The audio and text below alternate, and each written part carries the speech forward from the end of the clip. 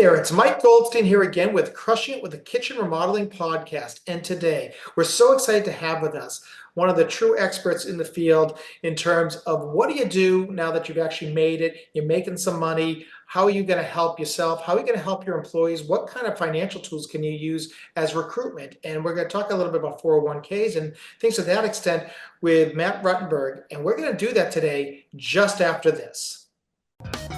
Are you looking for some fresh ideas to jumpstart your kitchen remodeling business? Welcome to the Crushing It with Kitchen Remodeling podcast.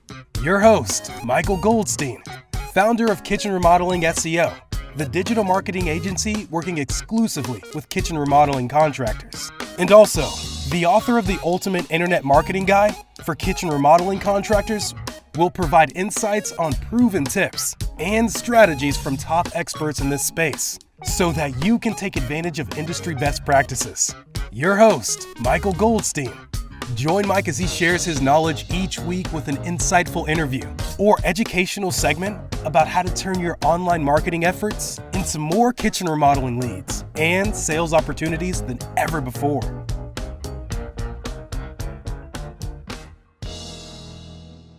Hey, Matt, thanks so much for joining us today. Hey, Mike. Appreciate it. Thanks for the invite. I'm so excited to have you here today and to talk to the audience a little bit about kind of how to plan for retirement, how to maybe do some exit planning and all of that. But before we get into all of that, why don't I just love to have you introduce yourself and just, tell people exactly who the heck you are and what it is that you do. Yeah. So again, Matt Ruttenberg. I'm the business development officer, co-owner of Life Inc. Retirement Services. So we are a 401k administrator is our primary role, and we help more on a white glove customizable version of the 401k industry. But I've been in the business for 20 years, third generation in that, and I've gone through all different corners of the finance industry, starting off from the insurance side to the banking side and investments, and what I really kind of landed in the 401k side of it at the end of that long 20-year journey in finance. So how did you really first get interested in helping business owners with their 401ks or 403bs or whatever it is that is appropriate to them? So I started straight out of college, right? And I got more into the first, I don't know, 10 years or so. It was more in the B to C, right? Really focusing on the individual financial planning side of things. And I was in South Florida at the time. So I was working a lot of retirees. Sure. And it was very mundane. It was the same thing over and over every day, kind of, Groundhog's Day type situation. And I got real bored with it. I was not real thrilled with the day-to-day on that. And so I started kind of getting more into the B2B side, started dabbling in the 401k side. It's so many people say, "Oh, don't do 401ks. They're so difficult. And it's like, why? That's it. They're so much fun. You get to talk the business owners, the entrepreneurs. Every single business is different. Every single 401k is different because of that. And they evolve. It's this ever growing, ever changing thing. And at heart, I'm an entrepreneur. I love that entrepreneur drive, the spirit behind it. And so I decided at some point to say, I guess 10 years ago, I decided this and started pivoting it. I'm just going to focus 100% on my peers because I'm an entrepreneur. So my peers and the people I want to work with are those who are my peers. And it's so fun. It's so much fun to be able to do that. And it's mainly because I like talking to them. I like listening to what they're doing and talking shop or telling stories and putting it all together. And I get to benefit from that on my own and say, hey, what's everyone doing? What's working? What's not working kind of thing. So lots of fun to get in the entrepreneur side. That's really interesting. And, and I imagine, it's interesting if you're working with entrepreneurs, people are coming from all different industries and all, in all different sectors of business, and what might work, for one person, what might resonate with one audience probably doesn't with another. And I think, to the point of the audience on this show, you have a lot of contractors, a lot of Mhm. people involved in home improvement and things to that extent. And I think that what happens with them a lot of times is it's always cash in, cash out, and they don't think about the long view. Um, and I don't know if you've seen a lot, but I mean, to me, it just seems like retirement planning is really just something that really gets overlooked a lot in terms of just we need our cash flow right away, and they don't think about it. Yeah, and I don't think I don't want to say that's exclusive. I think that's just entrepreneurship in general, honestly. All industries for the most part. Unless you have a really, really solid business plan, you know what's coming in the next day. But that's the whole point is, in the self-employed world, tomorrow is not the same. The ups and downs are huge and steep.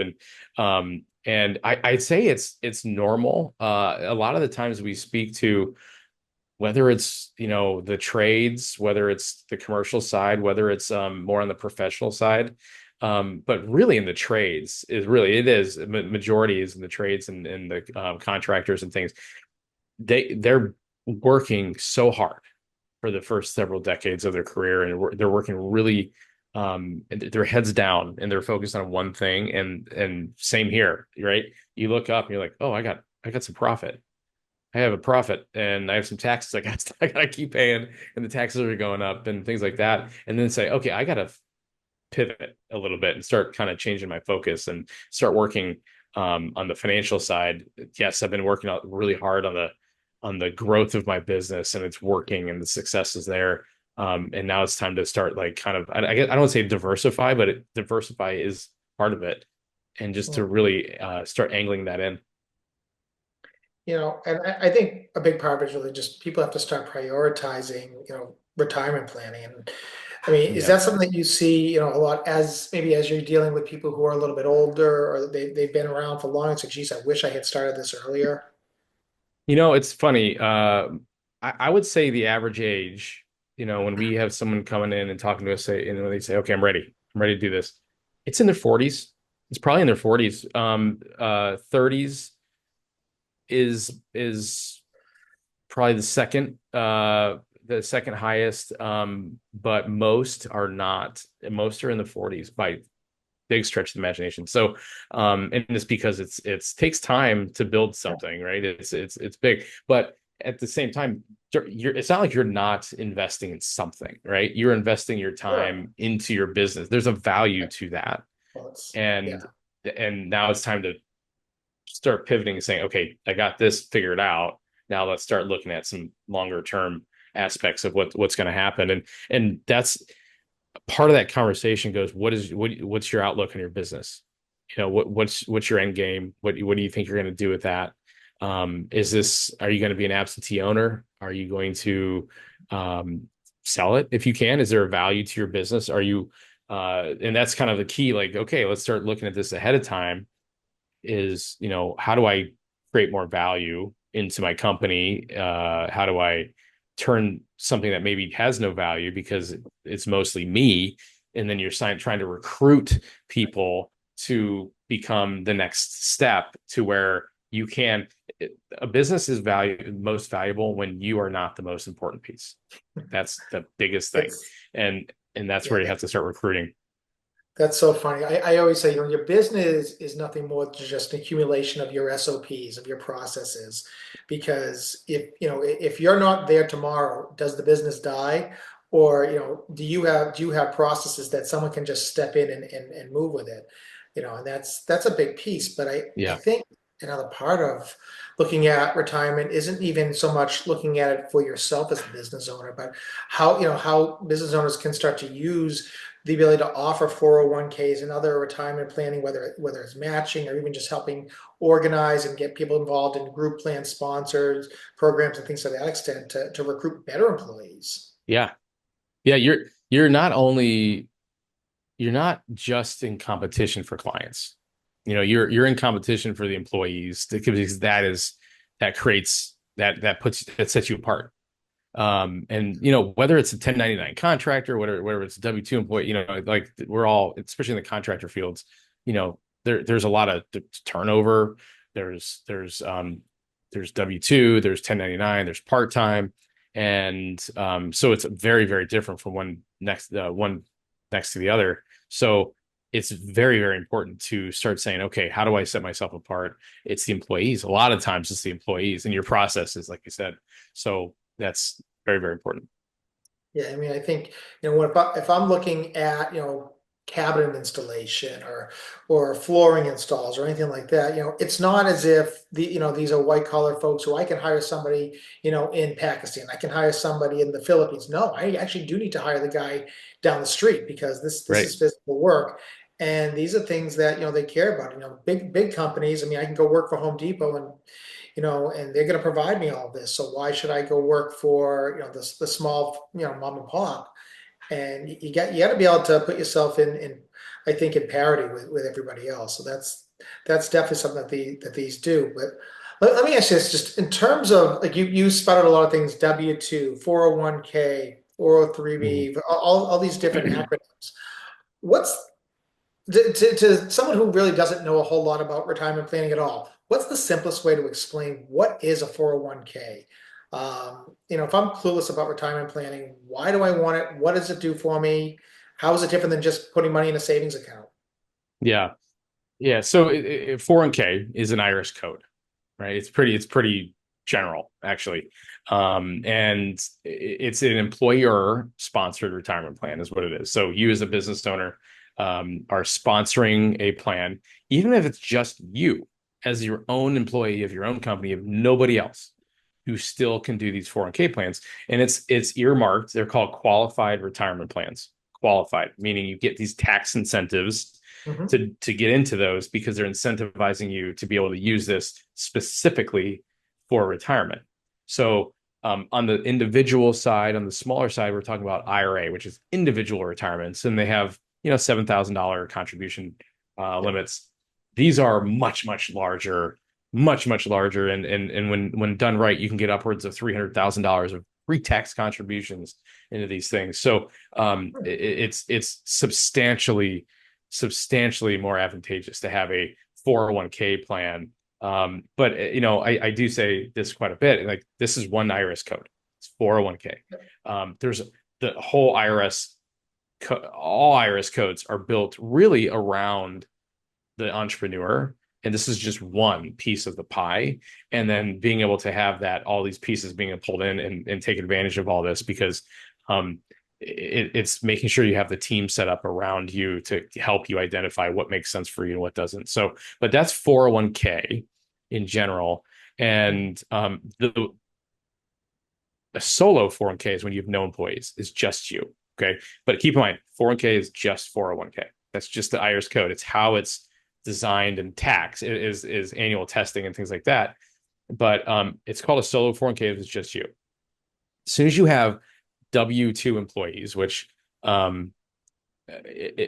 is made that they're employed by you, you pay them, they I split mean, the they're FICA not taxes and things contractors, like right? that. They're not contractors. They're not 1099s. You don't send them a 1099.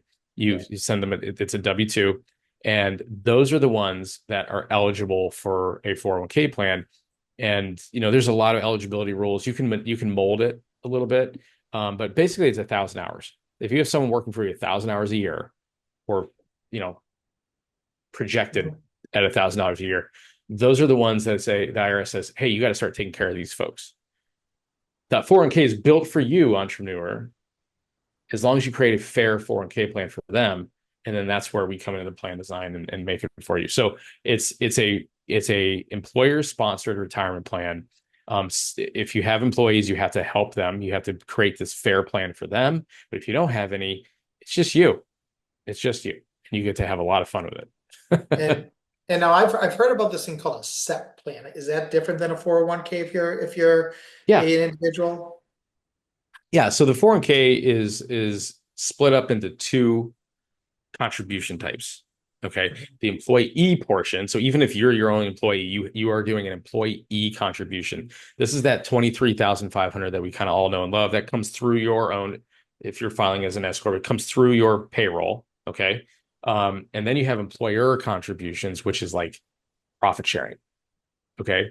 That's the profit. That's the 401k. That's how that's built. The SEP IRA is the IRA version of profit sharing. It's the most simple form of profit sharing calculation you can do. Whereas if you give yourself 25% contribution, you have to give them 25%. So whatever you give yourself, you got to give them. That's called You pro gotta be rata. Very fair. simple. Yes. Yeah, you got to be fair. And it's a very simplified version. The profit sharing is a much more, you can do more with it. There's more options. Let's put it that way. The simple IRA, which is another one that's probably commonly thought of, is a simple form of the employee contribution, 23.5. It just has a much lower. The only difference between, so the IRA versions are the simple and the SEP, you can't stack those on top of each other. That's why we do 401k, because you can stack these on. So imagine a upside down 3-tiered wedding cake, basically. We call it the retirement plan stack. You have the 401k on the bottom. You have the profit sharing on top of that. And then you can add advanced options on top of that. That's how you get into the $300,000 realm, if you will, and beyond. Gotcha. I mean, and you make it sound somewhat complex. So I imagine that, someone who's just getting started, or a small business with maybe, you got a couple, maybe one or two installers and a receptionist to answer the phones, not a big business.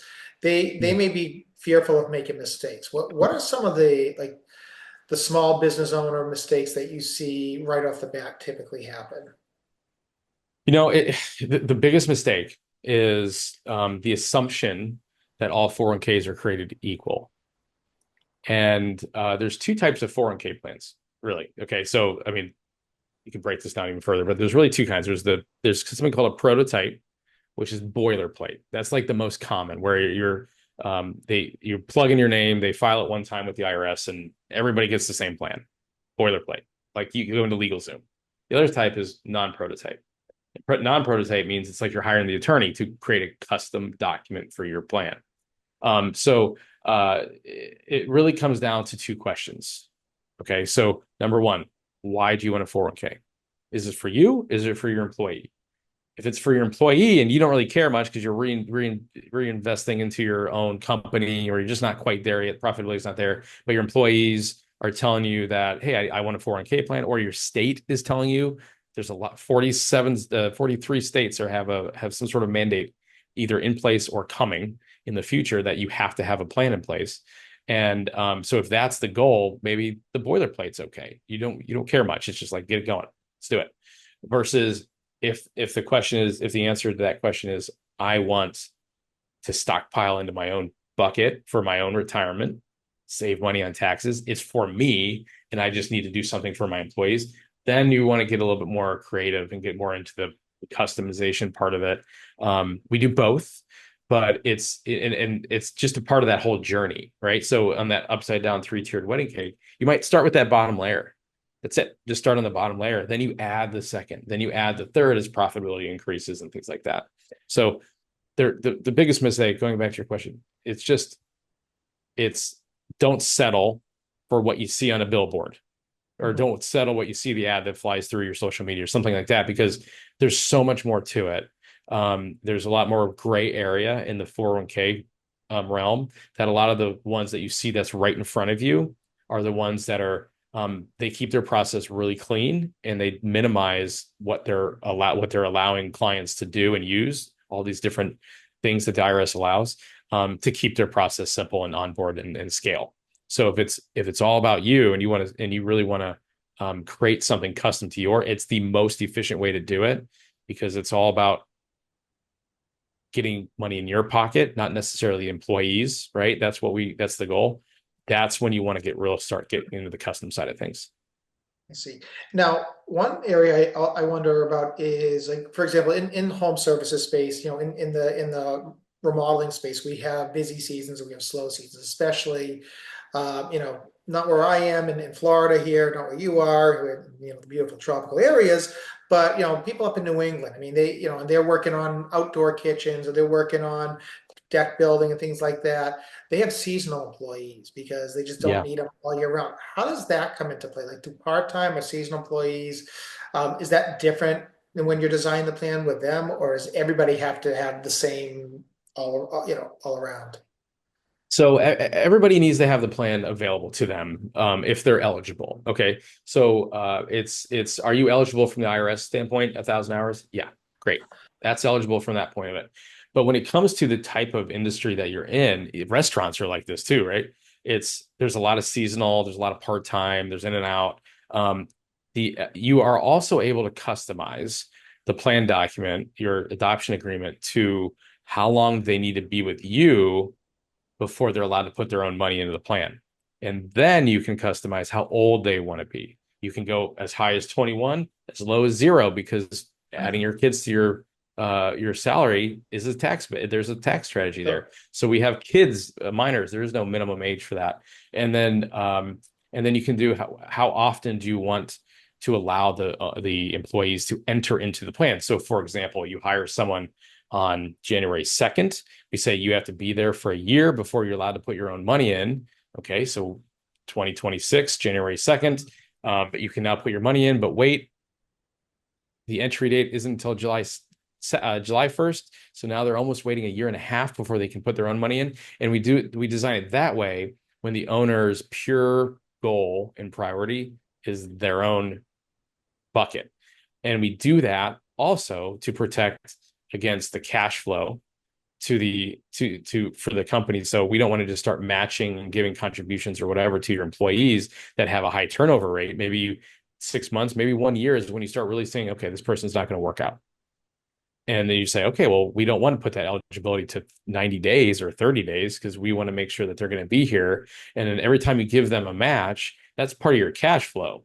Whether it's vested or not, it can come back to you. That's a whole nother conversation. But that's the biggest piece, is protecting cash flow for the business and making sure that eligibility is set.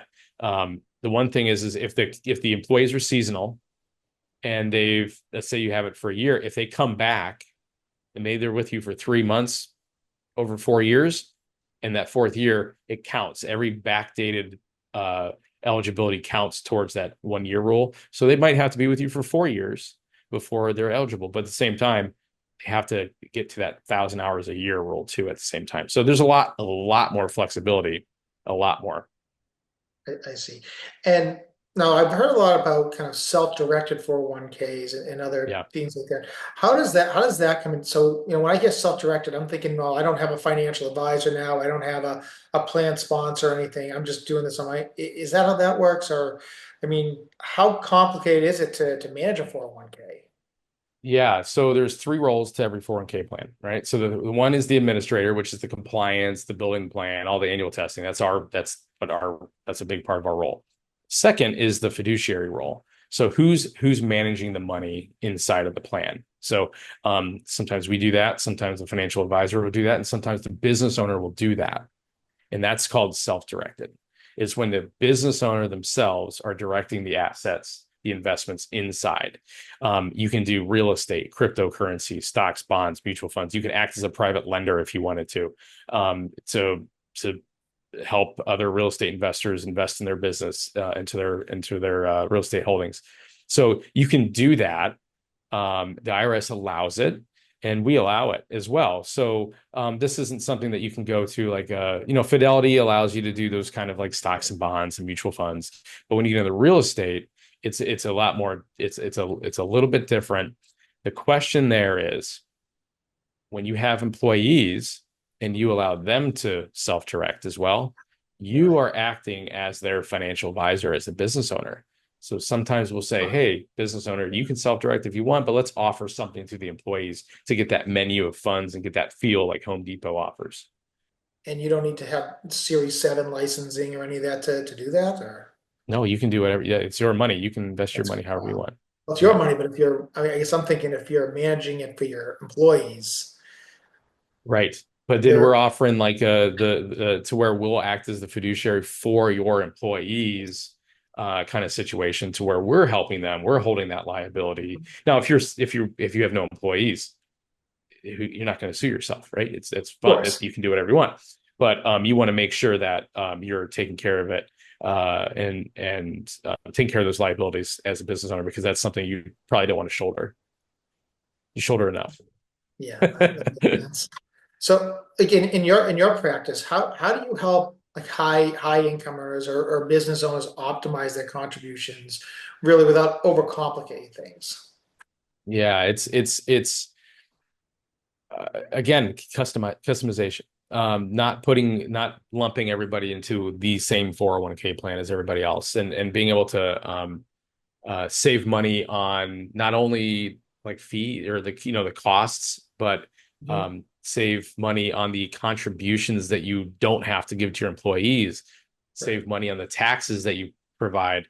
And so to be able to offer different types of investment strategies inside of it as well, and then the strategies above and beyond to get these really high level contributions, that's where we really start filling in the gaps on those high income earners. And it's just, so you just mentioned contributions. So when you say that, I mean, I'm thinking about, you're always hearing companies saying, well, we do 100% match or 50% match or whatever it is. So what's your take on matching contributions? I mean, are they even worth it? Does it become too onerous on the business? Yeah, it's so that has to do with um, again, that those first two questions really, it's what is the goal? Is this for your employees or whatever? And you want to offer something that's going to incentivize them to stay with you. And generally, someone says 100% match, but it's 100% match up to a certain percentage of the gross salary. So you could do, let's say, 100% up to 5 or 4, right? So 4% of their employees' gross salary, that's what you're on the hook for with that match if they put their money in. So from that standpoint, yes, that's important to be able to, and we have data on industry wise, like who's offering what. At the same time, the IRS says, we want you, in order for you to take advantage of this IRS code, we need you to choose from one of these menus of matching investing schedule. It's called Safe Harbor 401k. And if you do that, the IRS says, check, you have a fair plan. Now you can do whatever you want. If you don't do that, and you can even say, I don't want to do a match at all. You're allowed to Mhm. do that. You're absolutely allowed to do it. But then you go into some more annual testing that's on our role, Right. the administrator's role. And it's more of like, okay, let's see what your employees did. Now you're allowed to put in this much. And it Mhm. minimizes drastically how much you're allowed to put in. So one thing, what I'm hearing a lot of, I'm hearing red flags go up in my head and screaming audit, audit. When you're starting to say, maybe, so it sounds like it's better to match and not to have that additional oversight, or am I reading too much into it? No, it's not an audit. It's the audits come when, you're not being fair to your employees. That's where the annual testing comes in. When you do 401ks, there's annual testing. Mhm. So when you do a safe harbor 401k, it bypasses a lot of these annual testings that you have to deal with, because they're saying, okay, you chose from this menu of options. It's fair. We know it is. We designed this. Now, but if you go more of it's called a traditional 401k, where it's more of a cafeteria style where you get to pick and choose what your match and your vesting schedule is. And they'll say, okay, you designed a plan. Now we're going to do the annual testing to say, is this fair? And when they do that, it's not as difficult as you think it is. It's just they're just saying the owner is allowed to put in 2% more than what everyone else is putting in who's eligible, Right. even the 0%ers.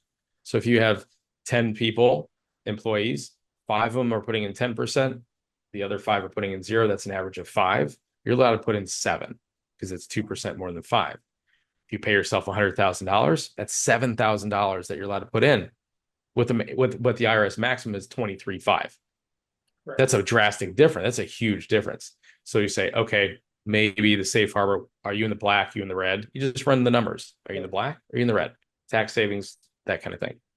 So if I can only put in 7, or if I'm only putting in 7 and I'm allowed up to 23 and change, what do I do if I'm a business owner and I want to max out my retirement planning, or my the tax deferred comp, all of that? Is there a Yeah. tool for that?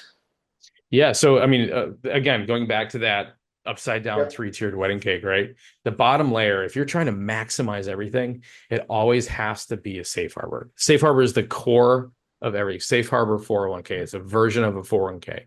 And that allows you to max that part out. Then you get into the profit sharing. There's different types of contributions that we can get into that. We're able to target you as the owner instead of saying, hey, let's whatever I give myself. That most people think it's pro rata. Whatever I give myself, I got to give to everybody else. That's not the case.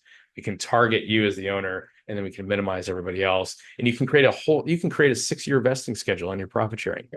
You can drag that out. It's a totally different model.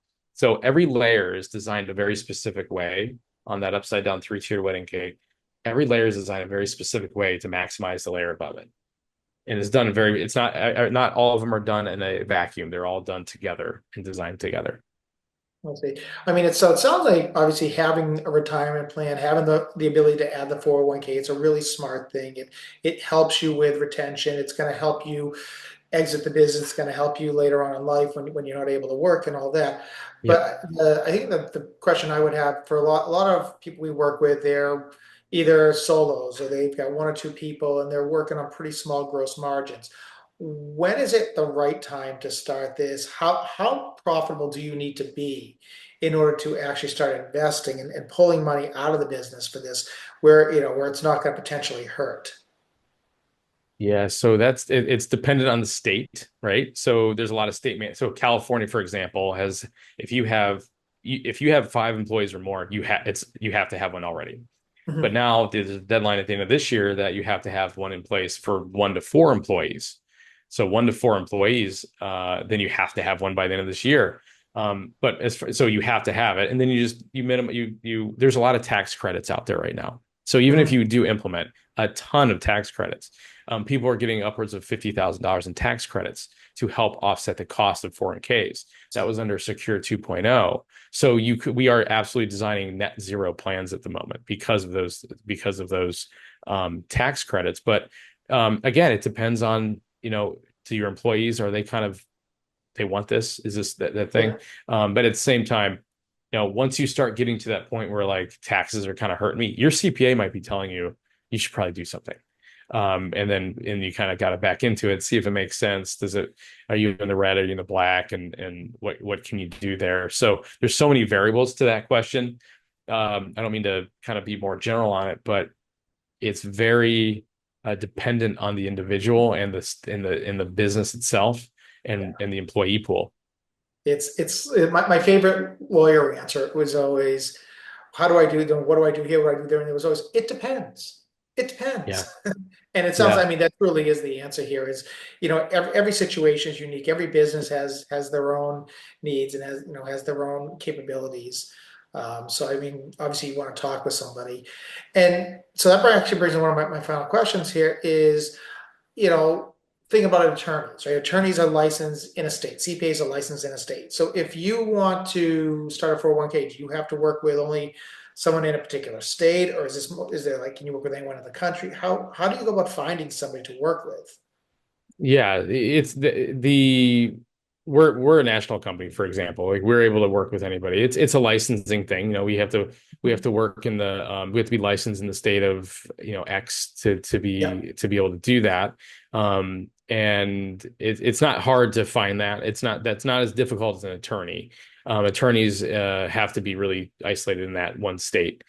So it's not that difficult. We're able to get into any state that we need to, but yeah, that's a great question. But yeah, you can pretty much work with anybody who specializes in foreign case. So you can work with who you want to rather than who you have to, which is always a good thing. Exactly. Yes. Yeah. Yeah. Yes. So Matt, you're dropping just some real gold nuggets on us here, and I think that I speak for the listeners as well as myself. As I mean, I learned a ton today. I think this is really beneficial for those of us who are interested in this. For our listeners who want to try and get a hold of someone who really is an expert like yourself, how would they go about finding you? Where are you? Do you have a website? Do you have an email?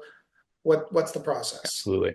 Yep. Just our website is I'll give you two websites. The easy one is 401k.expert. That should direct you over to our main website. And if it doesn't, but it's lifeincrs.com, which is LIFE INCRS as in retirementservices.com. That's our website. We have all sorts of tools on there. We have a tax credit calculator on there. And then we have a tool called the Evaluator, which actually sends you in the direction of, hey, what plan is best for me? And it'll narrow down a lot of those questions for you. So you can start doing research on just the ones that make sense for your company. I appreciate that. And for those who want to go back in that, check out the show notes on the podcast. Check out the description on YouTube here. That link's going to be right there for you. But with that said, Matt, I really appreciate you coming on today. Really learned quite a bit. I'm sure everybody else who listened, just again, knowledge bomb after knowledge bomb here. This was fantastic. I got to have you back on. Thank you so much. I really do appreciate it. Thanks, Mike. Appreciate it. Thanks for having me. All right. Well, for those of you who tune in regularly, as you know, we're here every week. So tune in next week for another great interview on the Crushing It with Kitchen Remodeling podcast. Mike Goldstein for Matt Ruttenberg. See you later.